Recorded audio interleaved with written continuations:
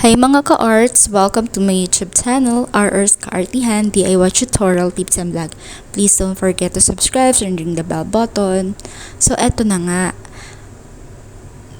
meron kaming naipon mga 20s, 5, 10, and piso sa mga bata.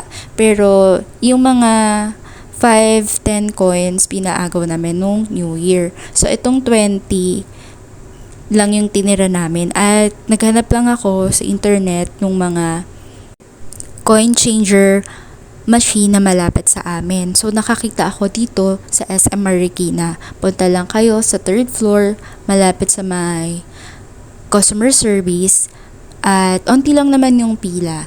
So ayan lang, maghuhulog ka lang dyan sa machine nung mga coins mo at makikita mo na yung count kung magkano yung nahuhulog mo. So, hindi ka na mahihirapang magbilang pa ng mano-mano at ipapalit sa bank. So, punta ka na lang dito sa mga coin changer machine na malapit sa inyo. Bali, marami siyang branches sa lahat ng SM malls at napaka-convenient niya. So, after lang nito, pwede mo siyang ma-convert into GCash or Paymaya lang yung available dito sa machine na to. So, ayan na yung total, counting lang.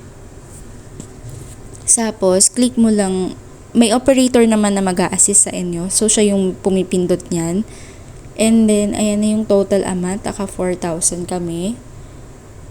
Tapos, i-input mo lang yung kung Maya or GCash. So, syempre, dito tayo kay GCash.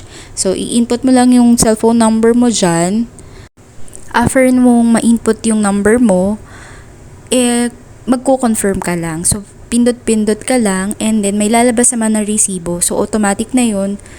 May magdo-notify din sa cellphone mo na na-receive mo na yung mga pinapalit mong coins na pumasok na sa GCash mo. So, ayun lang mga ka-arts. Thank you for watching. Babush!